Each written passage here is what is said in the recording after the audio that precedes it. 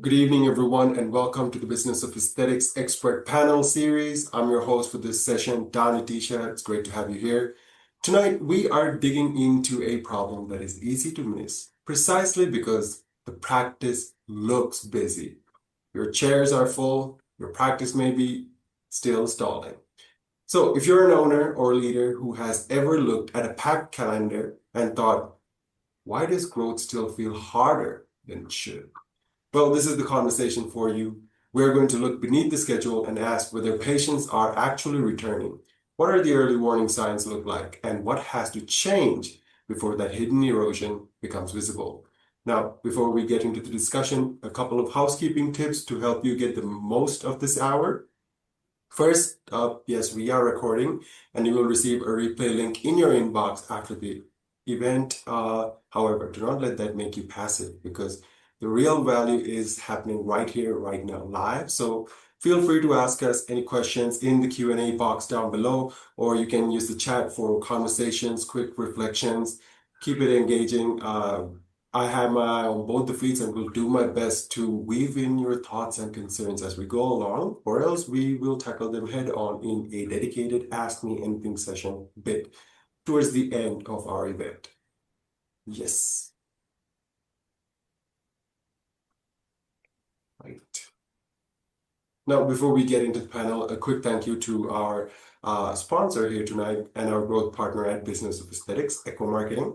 Echo Marketing is founded by Narendra Rajat, the very same co-founder of the Business of Aesthetics community. Now, Echo has supported aesthetic practices and industry leaders across the US and Canada for over 15 years. You can see 2 client reviews on the slide, including one from a practice describing more than a decade working with Echo. Echo's role tonight is simple: support this education, and later on I will show you a complimentary diagnostic session they have made available to our practice owners. We'll come back to that after we have earned it with some real conversation first. So let's go ahead and meet our panelists and then get into the work. First up, we have Rinda Ko. Rinda is the co-founder of Clio, an AI-powered retention and revenue platform helping med spas and aesthetic practices turn patient data into actionable growth.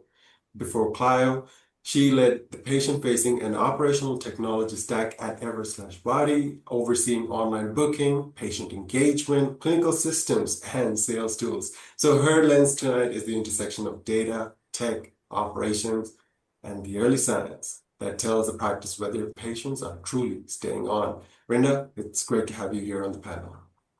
Thanks for having me. I'm very excited to speak to some of the things that we're going to talk about in more detail today, and excited to be up here with Francis and Cassie.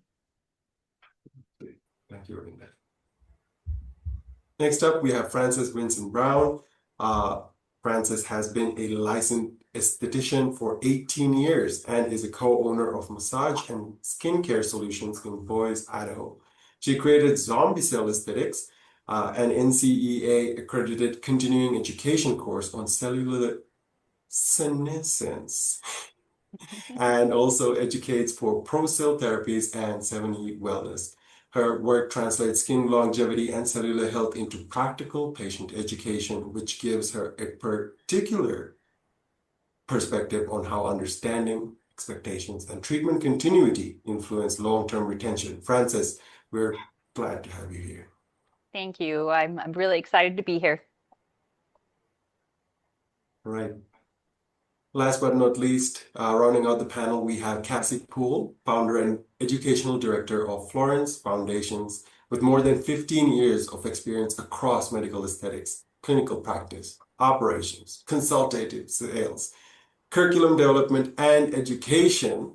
Her work centers on being human connection combined with strong understanding of aesthetic technologies, injectables, and surgical interventions. So she teaches providers how to guide patients with clarity, build trust, and create treatment journeys that serve both the patient and the clinic over time. Cassie, welcome to the panel.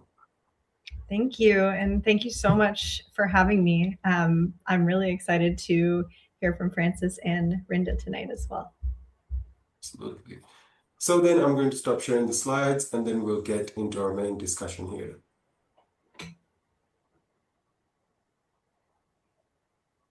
Right. The first question I have is for you, Rinda. Um, a full appointment book signals health to most owners. What does it actually hide about whether your existing patients are returning? Yeah, I think that's a really great, first questions to kick off the conversation. I think if you have a full calendar, full appointments booked, that's a great thing. That means that your marketing efforts, whether that's with marketing consultants or your agency or just your own independent marketing work, right? Like something's working because there's all these patients coming in and you're booked. And what that means is not only is your marketing great, seemingly, assuming, like you don't have a promotion that's like 99% off Botox or something like that. Um, I think that's a great sign, right? Like you should feel really proud of having a full book. Because not only does it mean that you're busy and you're doing well and you're able to get patients in and get your calendar booked, you're also really accomplishing utilization of your providers, right? I think, what might be hiding, right? And what might be important to understand is what does that mix look like today? Is your calendar only brand new patients, one-time promotional patients, people who are going to come but may never return? Or they're also, or is there also that combination of all those things plus your loyal patients who always come back? And I think it's really important to understand at a daily, weekly, monthly level, right? Like, what does that mix look like? And it's probably different depending on what stage of the business you're at, right? If you're new or you've just opened up a new location, obviously the percentage of new patients coming in is going to be a lot different than if you're established, you've been in the business for a few years. And I think that's probably the most important thing is understanding what a healthy mix is for you that consists of the loyal patients, the brand new patients, and all the things that I just mentioned. Hey, I was just curious, what is the problem with the mix that has heavy discounting in like as the majority of their uh, new patients? Sorry, say that again.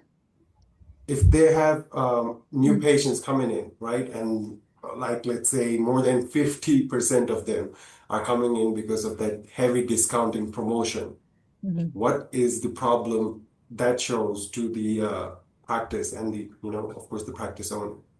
Yeah, definitely.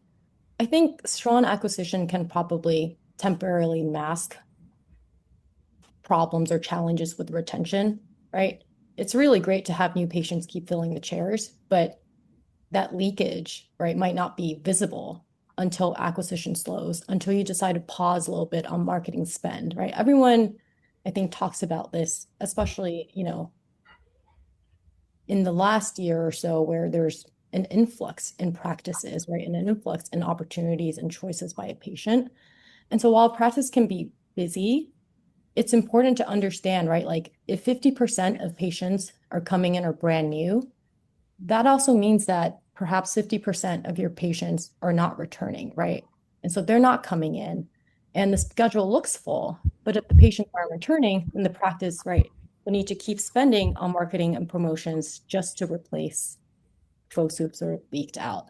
And so you're going to be working harder to maintain that same level of business instead of building on the patients you already have. I think it was Zenoti that published a benchmark saying that, the top earning med spas rebook about 60 to 70% of clients within 24 hours compared to, maybe the industry average of 40%. And I think it's really important to understand that balance of patients that you want to keep coming in the door so you don't have to spend, right, to acquire those patients to come in, and the importance of having a healthy mix of that and folks who are, there should be, of course, a small percentage or big percentage, depending on, again, the stage of your business. But I think it's very important to know what that balance is like for you and keep in mind, right, like the more you inject money to acquire new customers, great. But then it's so much more important to get the value out of each of these customers and patients.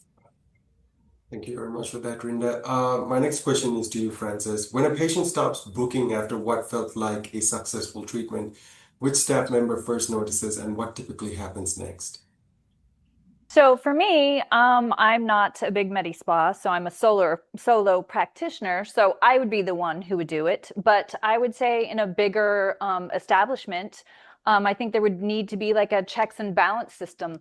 So if that was a client who had come in my clinic, we fill out basically like a soap note thing. So a detailed thing describing what treatment they had, what we did, what we discussed. We had that client consultation. And then in a bigger clinic, I would like to think someone would put that into a system so that that would get flagged. And if the practitioner didn't notice, then someone else would notice that that client did not come back.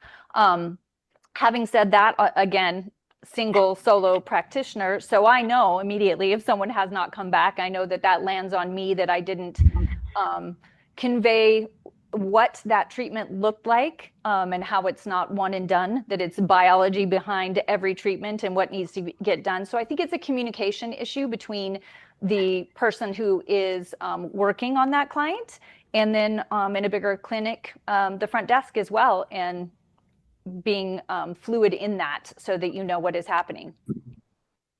What is the most, because there's a handoff right there, right? So how do you identify that something is getting dropped in that handoff from the clinician to the I would say that you business would need, office? I would say that you would need some sort of system that would notify the practitioner, or the practitioner themselves would check in on that. But again, those soap notes that would discuss it and talk about what needs to happen in that follow through.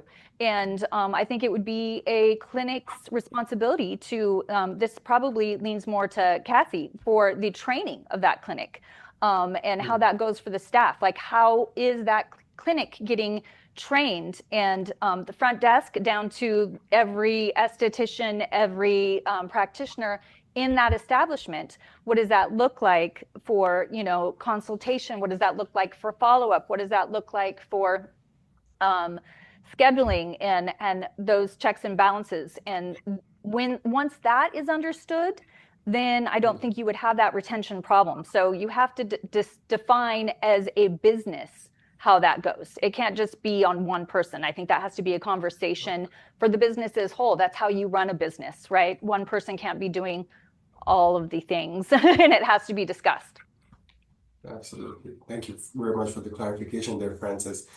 Cassie, a consultation can feel successful because the patient books the first treatment. What happens during that conversation that tells you whether they are likely to become a long-term patient or simply complete one transaction? Yeah, so I feel like the consultation structure is a huge factor in retention, and I feel like that kind of starts in the way that clinics allocate or delegate consultations. Sometimes we have multiple people running consultations, whoever's free. I've worked with clinics that have dedicated consultants. No consultation runs or no treatment runs unless that consultant sees the patient first.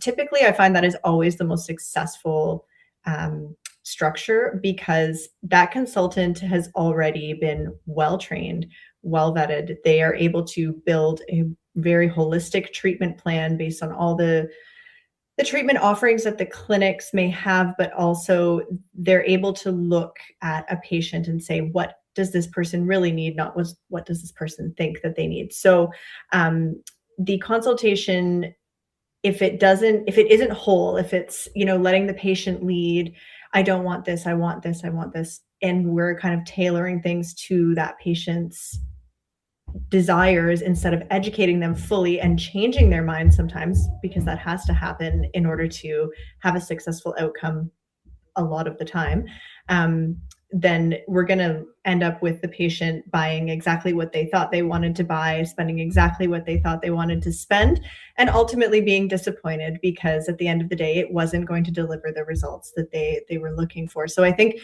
having a dedicated consultant that is really well educated in a very holistic treatment plan, giving that person time to really sit with this patient. They're not rushed. They're not thinking about, the treatment room that they have to prepare for the next client. That person their dedicated job is making sure that this patient feels seen, heard, and is really well educated, regardless of how much time that might take. If it's 15 minutes, if it's 45 minutes, that's a huge hole that I've seen in practices. And I think it's just a matter of restructuring. And sometimes that is a little bit difficult when you're, running thin on staff. But I think having somebody that's dedicated and very well trained in that holistic treatment plan delivery is key. And I would also speak to something that Francis said, if I have a moment. Of course. Yeah. Go ahead, please. So we were talking about the retention tracking, and I've worked with clinics. Every EMR system or CRM system has different functionality, and what I did with many clinics that I found successful is just I built a simple tool. It's a simple tracking sheet. Front desk completes that at the end of every day. They've got lots of time, way more time than they need most of the time. They complete this sheet, and it's available. It's free on my website.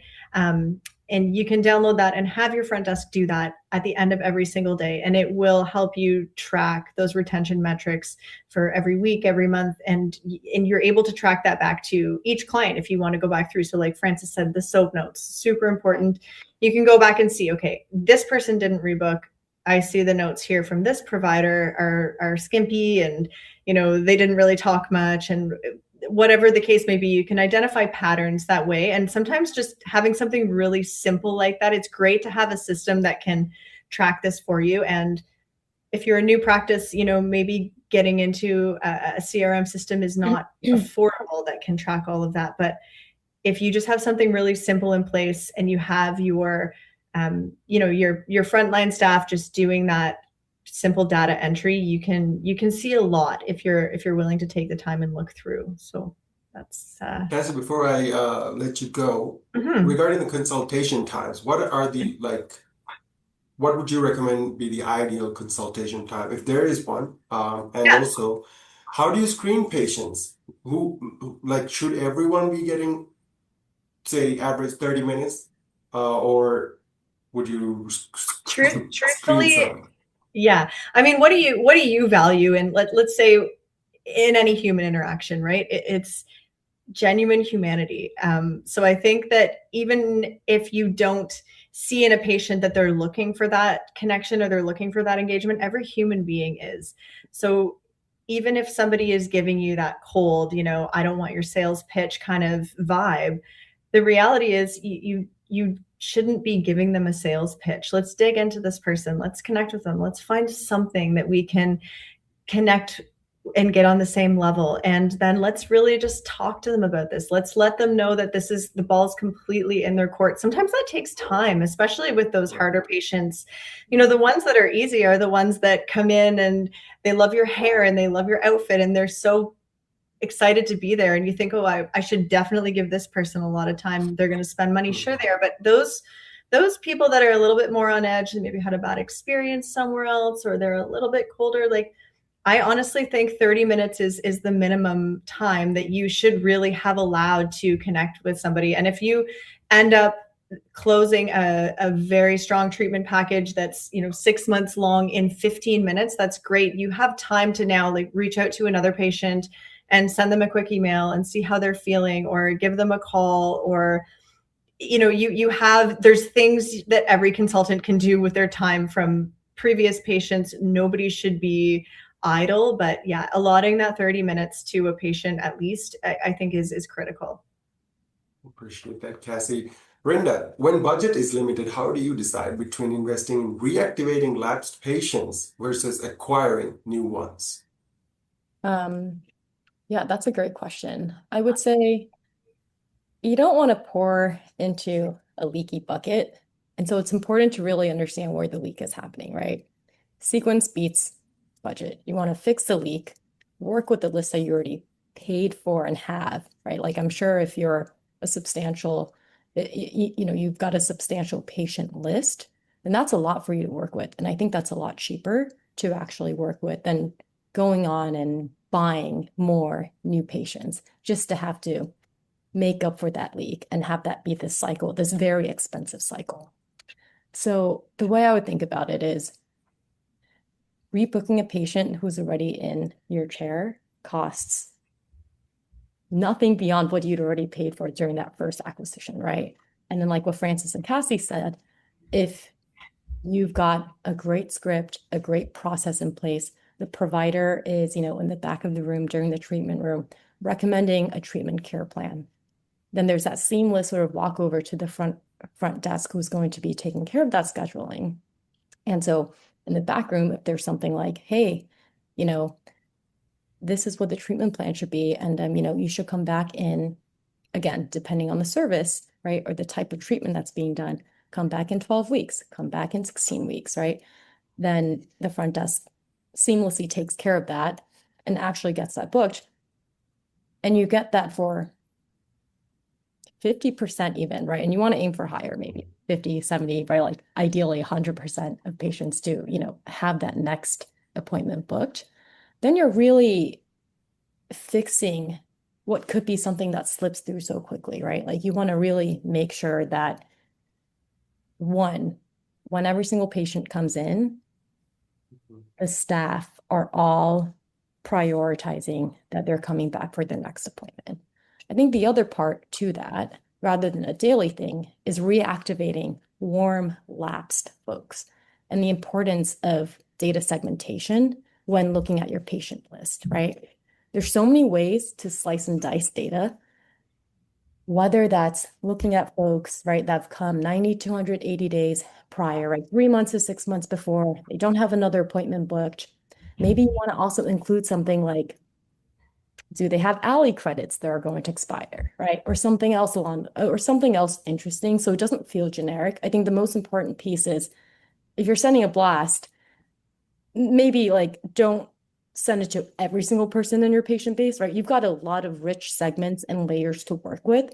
And so that means you have a lot to experiment with when it comes to reactivating folks who are already in your current base that you can work off of. You can slice someone who came in last year but didn't come in this year, someone who spent $2,000, right? And then I think the other part of that gets to is you may even understand and see a pattern in the folks that haven't come back, and whether that means there must be a change in the processes or in a conversation or something else.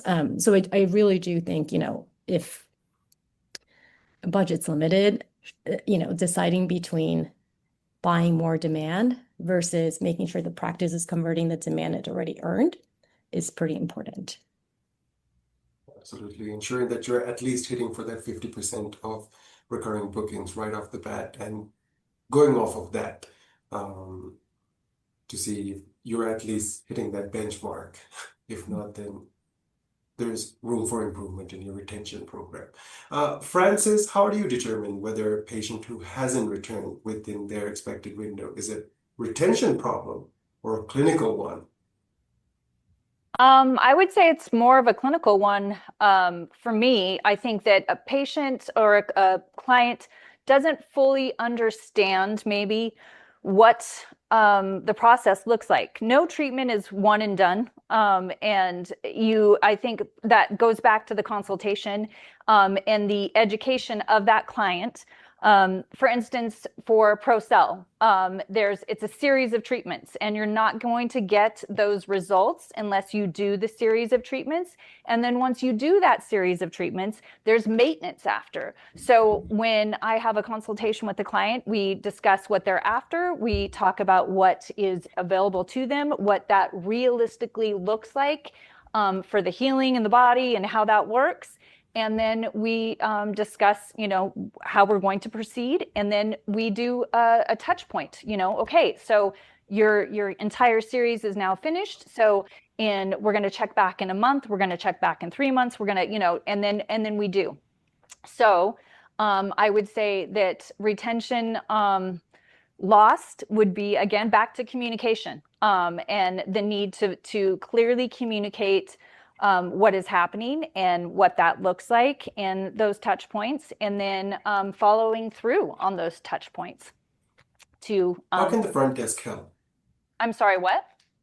How can the front desk help this mission? The front desk can definitely help with that by, again, back to what Cassie was saying with that training of the front desk and the notes that she was talking about.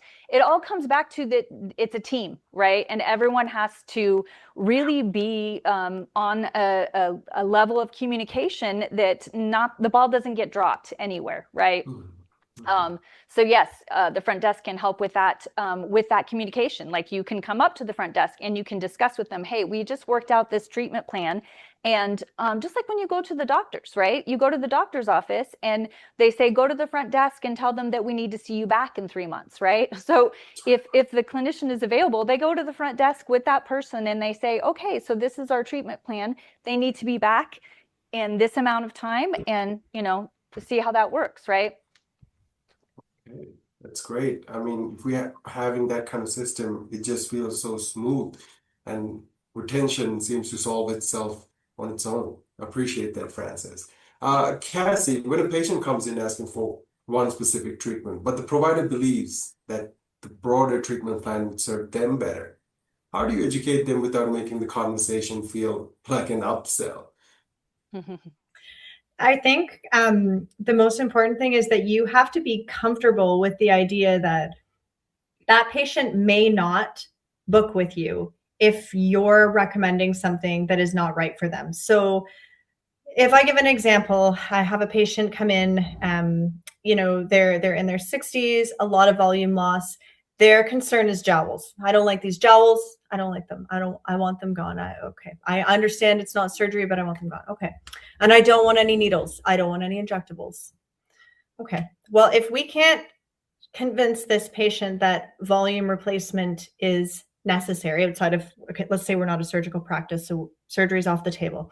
If we can't convince this patient that volume replacement is necessary, and we know that technology alone, no matter how great it is and how many, layers of treatment we stack onto this person, that they're not going to have a lot of relief in this because it's a gravity issue, then we have to be comfortable with the idea that maybe at the end of the day, this patient is not going to book. We're going to do our best to talk to them about why volume replacement is necessary to get these results. We're going to talk to them about safety profile. We're going to talk to them about, how common this is, how easy it is, downtime, what we can offer them for recovery. Can we offer them some sort of vascular laser? We're going to talk to them about all the things that make this really easy, make this really painless. Maybe it's not what they thought it was.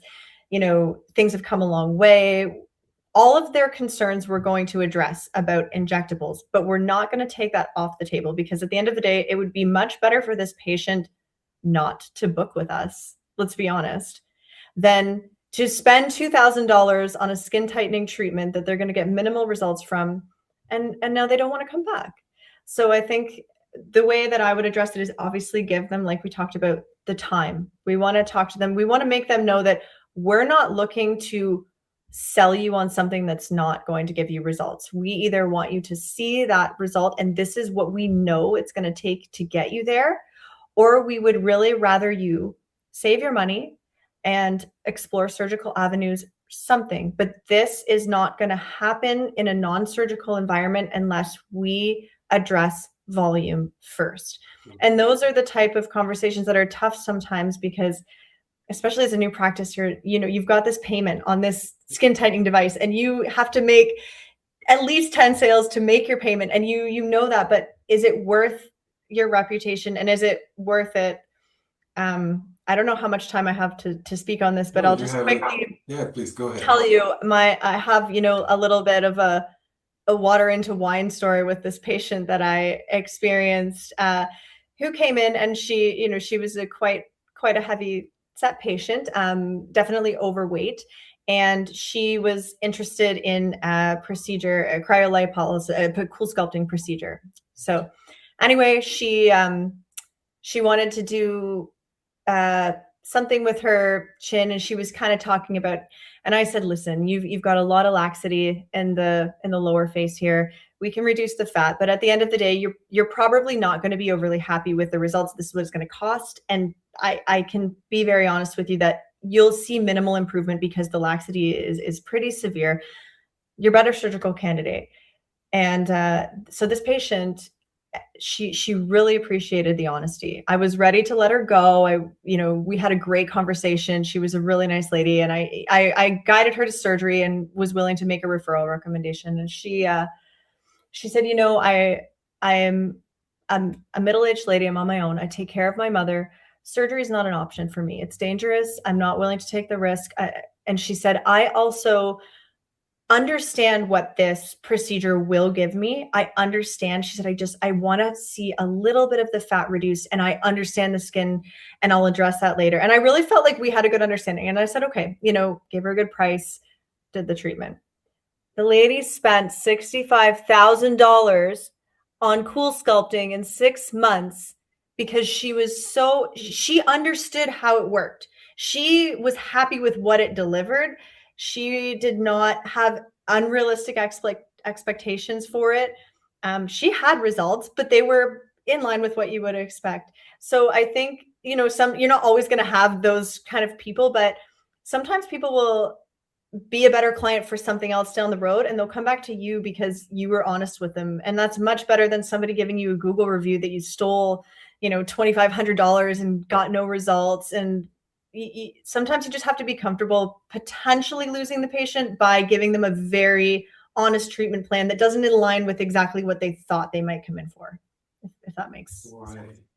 That makes a lot of sense, because what you did there, you closed the expectation gap, right? Because a lot of the patients come in, they have their own expectations and their own imagination. But at the end of the day, even if they got the treatment that they wanted, they're not going to get the same outcome that they have seen someone on Instagram have. Right. Yeah. So before we continue, I do have a wonderful, valuable resource that I would like to share with our attendees here.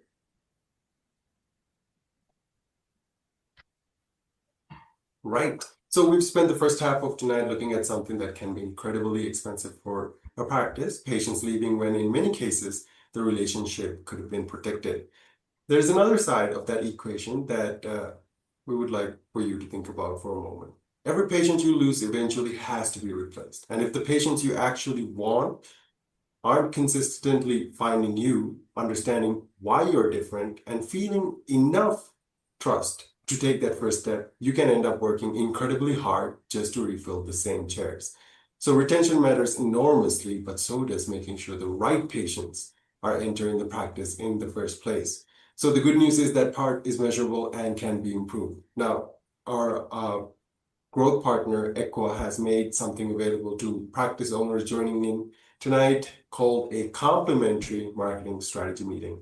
So I want to be very clear about what it is, because I don't want this to sound like one of those free consultations where you spend the whole meeting being pitched. The purpose of this is to look at your practice, your market, and your patient acquisition system. Before and during that conversation, Equa looks at questions like prospective patients searching for the procedures you want to grow in mostly. Perhaps it's school culting, like Cassie just said. What are they seeing when they find you? How strong is the trust you built through your website, reviews, and content? And where might the patient journey be losing right before they ever reach your consultation room? So then the team helps you identify on the call what appears to be working, where the biggest gaps are, and what you would prioritize first. And yes, Equa is a marketing company. If after going through that analysis, you want to understand how Equa could help execute some of it, they'll explain that too. But you are absolutely welcome to take the insight, take the recommendations, and implement them yourself.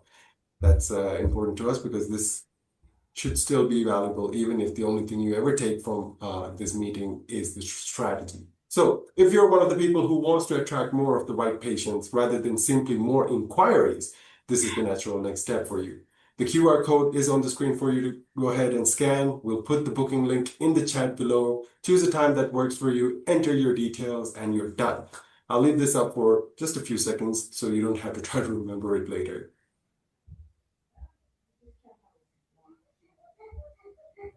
Right, let's get back into our conversation here.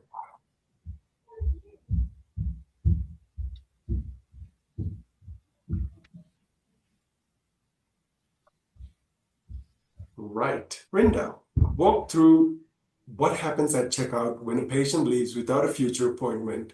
Who owns that moment and what should change? Great question. And I think, it touches on a lot of what, both Cassie and Francis were mentioning about that ideal workflow, right? The ideal flow of the provider owning the clinical recommendation, the front desk turning that recommendation into an actual scheduled appointment.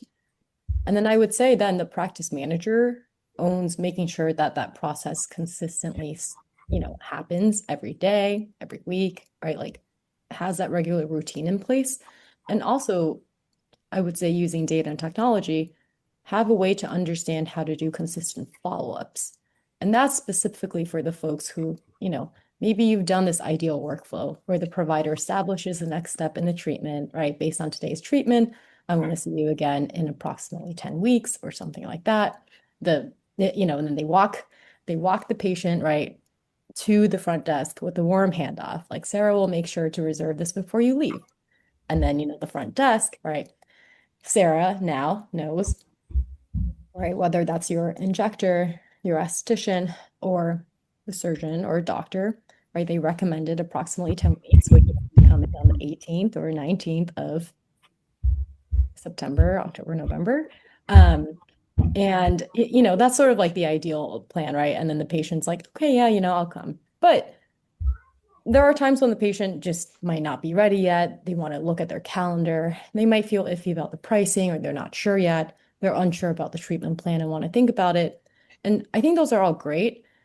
It's about capturing that information, right? Like, let's say all of the ideal workflow is place, but capturing that reason is probably as important as well as, getting that appointment booked, because that just gives you more personalized follow-up afterwards, right? Creating that next action immediately, recording what happened, what was recommended, right? Like, why did the patient not feel ready yet? Because it's okay if they don't feel ready in the moment, right? Even if you want that to be the goal and you want to be like, hey, like you can always reschedule, et cetera. I think when that happens, there should be a process where at the end of each day or the start of each week, the practice manager has that list, right? Like, here's all the folks who didn't end up pre-booking, right?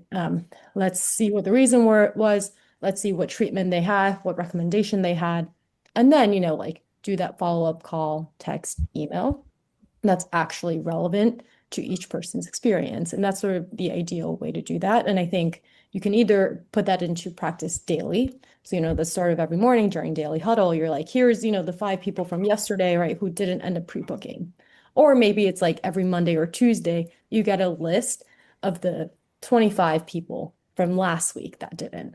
And then you're able to actually work meaningfully off of that information and be able to, take that and I think turn it from something that's like, oh, I'll call you when I'm ready to, a proper follow-up, and making the patient feel like they're heard. Intentional follow-up. Now, just a quick question on the capturing information part. What's a good workflow to do that? Like, are you writing it on paper? How are you capturing it and storing it so that it is actually useful and not just a pile of notes? Yeah, no, that's a great question. I think there's whatever you do, you should keep it consistent, right? Like, don't put it in the notes section of one area and the appointment notes of one section or a different note or whatever. Probably the most important thing is whatever that process is, making sure that every single staff member is using the appropriate field to get that information. Because once you have that, then you can take, right, like a data connector, right? File, for example, and actually then like retrieve that data from that field in order to then have that information sit somewhere that actually can be useful instead of having to now click through all of last week's patients that didn't reschedule, click through all of yesterday's patients that didn't reschedule and see what the reason was, right? You want to be able to make sure that there's a system in place where that information gets aggregated and you can easily grab it. And whether that's, for folks, some folks have like comments, right? Like comment section, appointment notes, or anywhere. But I would say the PSA is try to keep that consistent within the EMR and not on a piece of paper, ideally, because who knows at the end of the day where that piece of paper ends up, you know, in the It practice. can start off on a piece of paper, but should be entered Yes, consistently to the EMR's section. exactly. Thank you very much for the clarification, Brenda. Francis, a patient reaches the 90-day mark without returning. No alert has been fired and no one has reached out. Who in the practice fills that gap first and how? Oh, that's a hard one. I would say, again, it comes down to the practice itself and how big it is. And if this was a client that was a return client before that, so that then that esthetician or whoever was working on them would notice that gap. But again, ideally, it comes down to that system that everyone's been talking about. There needs to be a system in place where there's checks and balances, and it needs to be decided upon with everybody how that works, and does it get triggered? How does it get triggered? This person, you know, like in the soap notes again, were they supposed to come back in 90 days, or was it, you know, what was discussed in the initial appointment? How did that end up working out? That kind of thing, so that you would know how to follow that, right? So it comes down to from the very beginning when that person walks in the door, and how that client consultation goes to the very end when they check out, right? What that all looks like and all the steps in between. So again, a cohesive system between the practitioners and the office to see What's the who. best way to use soap notes? What's the best way in your opinion? In my opinion, again, there's like we have a system that we put it in that, you know, discusses what we discussed in the treatment. And again, even if the person who was doing the treatment was busy, that's something that they have to do at the end of the day. I can even give you an example of my son, who's a physician's assistant. That was one of the things that he got trained in for his clinic, to train the others, because people weren't so great at doing their soap notes and having their fall through. And this is a large medical establishment, right? So again, it comes down to the training and how that works, and what kind of system that you have, and then the fall through, that everyone is trained properly in that system. So in a large clinic, I would say whatever program that you have, everyone is using it consistently. And again, the other two panelists have discussed this as well, right? The consistency of what that looks like, so that it's in the right place, so that it can be tracked, so that it can be followed, and then people put in place to follow it. So again, comes down to organization of the business itself. Hmm. So you recommend there should be one person in charge of the soap notes, like being responsible I that would say everyone is sticking to it? I would say in the training aspect of it, Okay. that you would train each person in your office what that looks like. So there'd be one person in charge of training that, right? Mhm. And this is how this goes. This is how they're done properly. We need these every day. Like if you don't do them right after each client, by the end of the day, however many people that you saw needs to be implemented in. So it comes down to the training of each practitioner. And then that practitioner, yes, is responsible for their own clients' soap notes. But the training is what really I think needs to take place, so that it's consistency across the board. That's right. That's a great clarification, because I found like when you have multiple trainers, they have different expectations, even with regards to, how to implement the soap Yes. throughout the practice. Yeah. Have you Yeah. seen that happening? I'm sorry, what?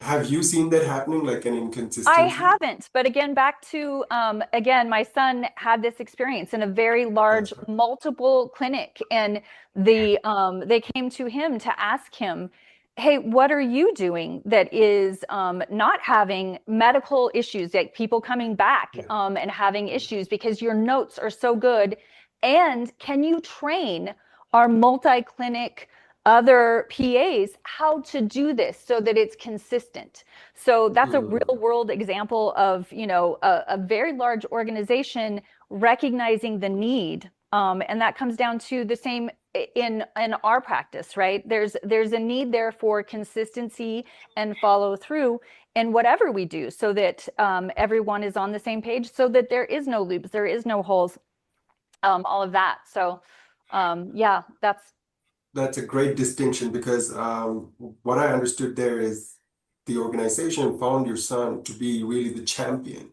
yeah. who excels in doing this particular task and assigned him to train the others. That's fantastic because otherwise, if you don't have someone who's actually excellent in the Then you thing hire that they someone. preach, Then you hire one of these two beautiful women to do that's so, right. because that seems to be what they do, right? So then you find the That's people right. who know how to train your clinic in order to do these things in the proper way, so that there is no lapse there, right? You find those stars and you bring them in to create the team that you want in your clinics for it to be successful. Right. So thank you very much, Francis. Yeah. Cassie, walk us through the end of a strong consultation or treatment visit. What should the provider explain? What should the patient leave understanding? And what needs to happen before they walk out the door to make the next visit feel like a natural continuation? Yeah, so I think what the patient needs to understand is the whole picture.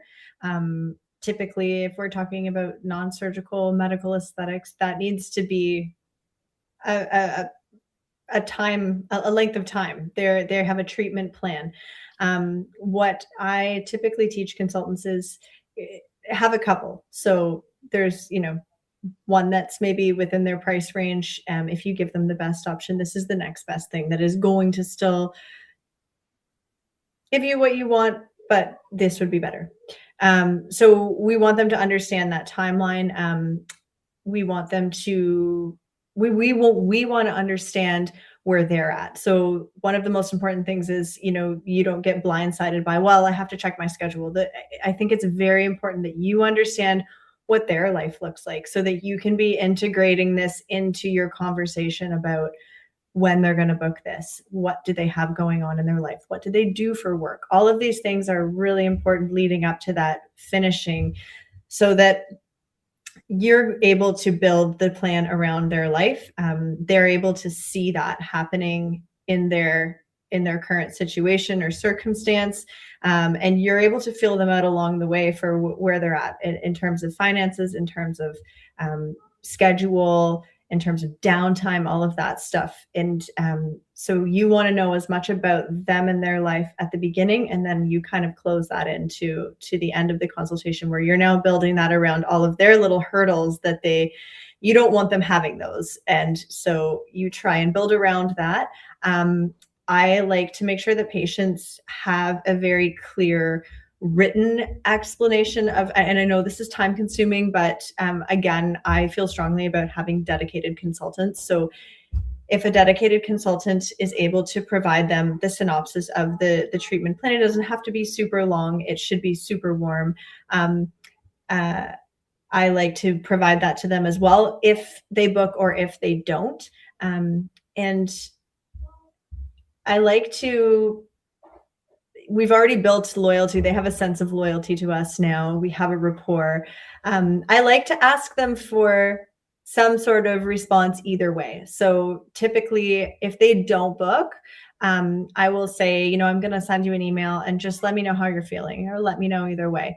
If they do book, I'm still going to send them the whole summary of what we talked about, just to really hit that home and confirm I'm excited to see them. I'm excited for their plan. And I'm also here if you have any questions, or I'm not going to say doubts, but let's be honest, if they have any doubts, we just want to have that open door so they're not spiraling about price or anything like that. So just keeping that really open communication, and you're their person. They're going to get at you with whatever they think about this treatment plan. And it costs time, but ultimately these are the type of patients that will stay with you. They're loyal, and you're their point of contact. So, and I think even to the previous discussion of who should be reaching out to these patients that are not returning, whoever they feel a sense of loyalty to.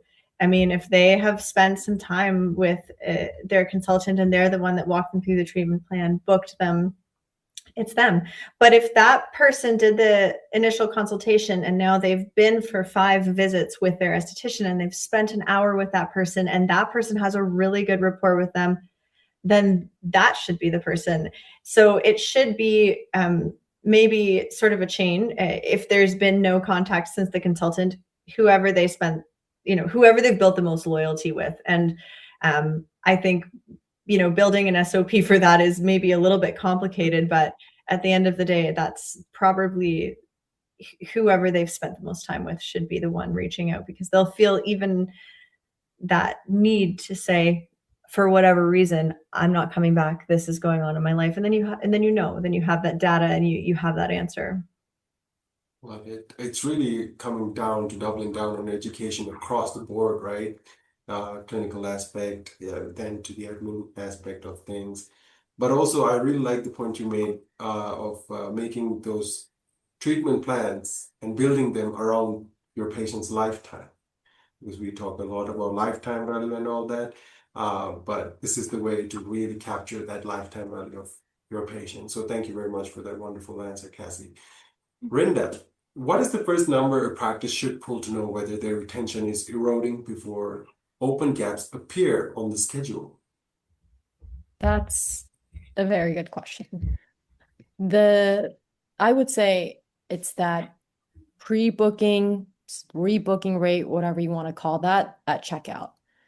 That's the only retention metric that actually tells you about the future instead of the past, right? And that's really important, because then that means that that's a leading indicator of how your books are going to look in the future. So it's really important to understand what that percentage of completed patients who leave with or book within 24 hours a future appointment. I think revenue and calendar gaps are lagging indicators, right? By the time you notice that and take action, you're kind of acting in defensive mode. Overall retention, takes months to measure accurately, but having at least that forward rebooking rate tells you a little bit more about what you can immediately do in your practice today, what conversations might need to be tweaked, what processes need to be put in place and refined a little bit, so that as many folks leaving have an appointment booked and you know what the future of your business looks like. I think, one other key piece of information is, again, like I go back to this theme of slicing that data so that you're not just looking at it practice-wide average, right? You want to break it down if you have the time and ability to, or, use tools out there that can help you do that, so that you can understand what that looks like by provider, by location, by service or treatment category, right? First time versus returning patients, whether or not they're a member or not. And I think that getting sort of detailed and specific enough there is super important, because I think an average can hide the problem a little bit. One person could be excellent at, clinical education and rebooking while someone else isn't. And I think in order to really instill a little bit more action, accountability, and get that clear information, you want to do a little bit more segmenting of that information so you're clear who's actually helping to push the most pre-bookings, rebookings. And I think that's really important, because you don't want to wait for an empty calendar in a few months to tell you that your retention was weak, right? You want to get ahead of that. You want to be able to use rebooking, not, that rebooking rate is, I think, like a warning light. And then obviously on top of that, then that completed return rate is also something that then tells you what's going on, and that the engine's actually working properly and you've got this machine going. So in short, the pre-booking, rebooking rate at checkout. Love that. And then the complete return rate, along with slicing the data to ensure that you are aware of who is, doing what and who is bringing in the rebookings. That's a really great point, because I feel like sometimes the champion might get overlooked because of just bad overall team numbers. So that's a great point. Now, Francis, how do you decide which patients warrant a personal reactivation call versus an automated message when staff capacity might be tight?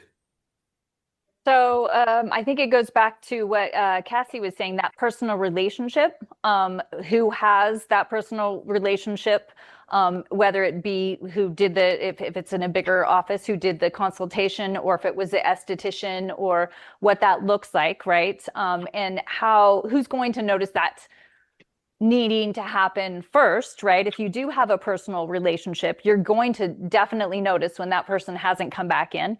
And then, yeah, that chain of relationship of who gets to contact them, right? And that could be something as simple as an email, a text message. It depends on how big or how small your clinic is on how that's run, again, with the system.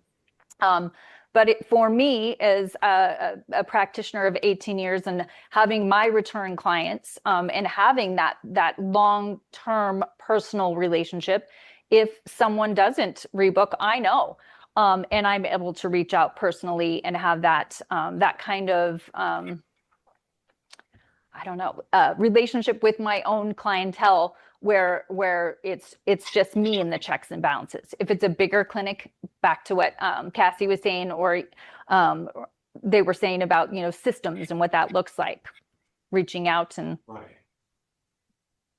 seeing what the treatment plan was. It really does change depending on the size of the clinic. Yes. But I really appreciate you making that distinguishment as well. It was really interesting. You said, if you have a loyalty towards certain patients, you will notice that, they haven't come around. Do you also have an SOP for that? Like, do I have a what? A SOAP note to ensure that, this yes, notice is not just a feeling. Yes. Again, back to that client consultation. Like, what did we discuss? When were they in last? And, the notes that I took. Okay, so we talked about this, and we talked about that they needed to come back in, and they didn't need to come back in. And sometimes it is a personal thing that has gone on, right? And so you do have to be very aware of the obstacles in people's life, the things that occur in people's lives that might not bring them in. And when you have good notes, what you've talked about last, and things that might be coming up. And even if you put, somewhat not personal, but somewhat personal notes, like they discussed that their mom was ill. They discussed, something that is in the notes that are going to indicate, oh, that's definitely probably why they didn't come in. Something happened, that kind of thing, so that you can decide how to move forward. Mm-hmm. Appreciate that, Francis. Cassie, if an owner invests in improving consultation skills across the team, what should they look for over the next 30 to 60 days to know these conversations are actually building stronger patient relationships and retention? I think if it's done properly, bigger treatment plans. So instead of just one procedure, there should be a number of them. Of all age ranges, patients can benefit from a number of treatments. A lot of the time they don't know about these treatments. It's amazing to me how many clinics have had, certain treatments for a number of years, and some of their regular patients don't even know they have them. So I think that they should notice patients moving from maybe some of their regular appointments to trying new things, and just more holistic long-term treatment plans. I think that's the end goal. That patient is staying there. They are going to see you again. They are going to have an improvement. You are going to have that before and after photo to show them it's not just one thing, it's many.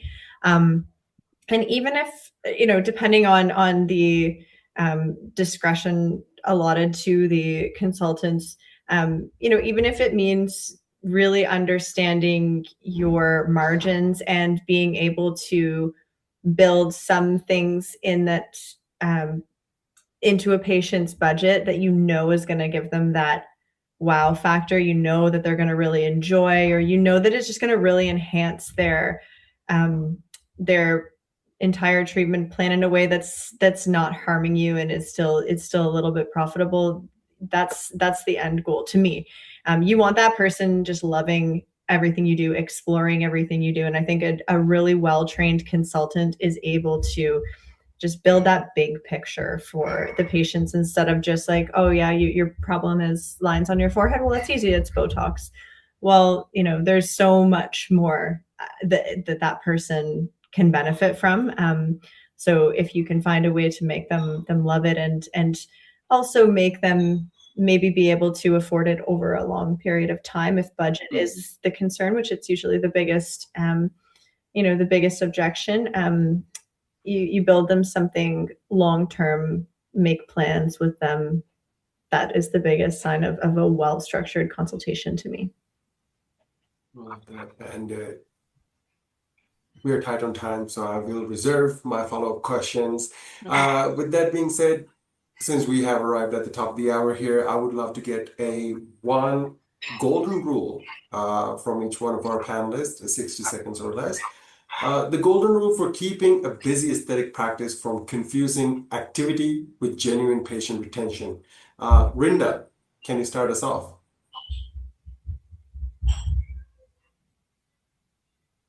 Okay, I'm going to try to keep it short. Look, the golden rule is get a system in place to have pre-booking and rebookings in place.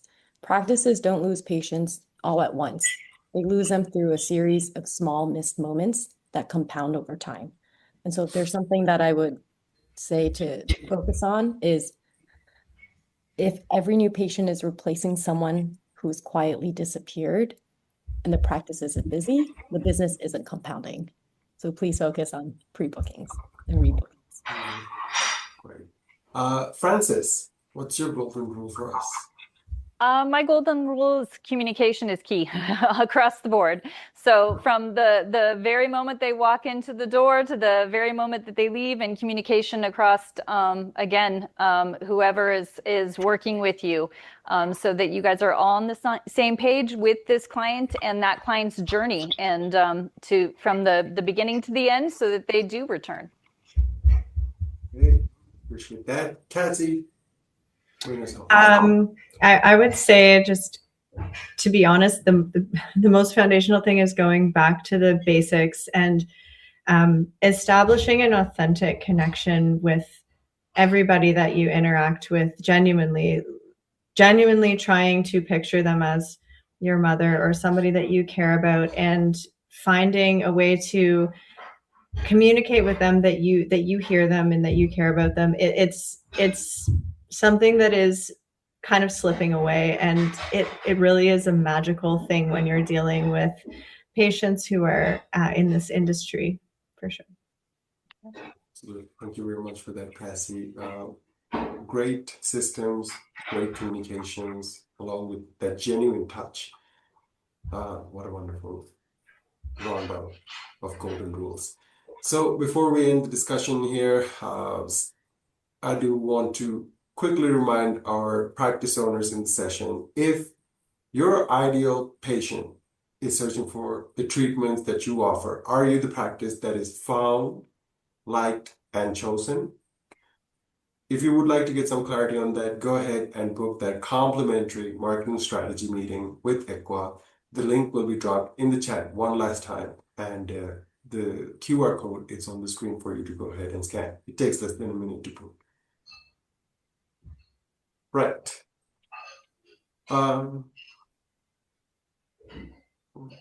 Yeah. So I would like to take this moment to find out where the people can reach our panelists. Rinda, where can the people reach out to you and find the work that you do? You can send me an email, rinda@clio.ai. You can find me on LinkedIn. Honestly, I'll even give my phone number. I'm always about communicating with anyone who wants to chat more about this particular topic or any others. Wonderful. Francis? You can find me on Instagram. You could find me on LinkedIn. I'm at Massage and Skincare Solutions here in Boise, Idaho. Same for the Instagram, and on LinkedIn, it's under Frances Vincent Brown. And I am happy to discuss anything that has to do with aesthetics and education and communication. Not bad. Cassie. Yeah, email info at florencefoundations.com. You can find me on LinkedIn. You can send a message directly through my website, florencefoundations.com. And yeah, I will, just like Rindo, probably get at you by text if that's an option. It's the best way to communicate with me. Absolutely. Thank you very much. Really, I would like to extend a heartfelt gratitude towards our panelists, Rinda Coe, Cassie Poole, Frances Vincent Brown, for really taking this time to be so gracious with your experiences and insights. And I would also like to appreciate our attendees and people who are watching on demand. Thank you for investing this hour into the success of your practice. As you exit the webinar, a quick feedback survey will pop up. Please do it takes us less than a minute to fill it out. It'll let us know how we did and what we can do better for you in the future. With that being said, it has been my pleasure and privilege to host this session on behalf of Business of Aesthetics. Don Atisha signing off. Until next time, take care, everyone. Bye. Thank you. Thank you. Bye.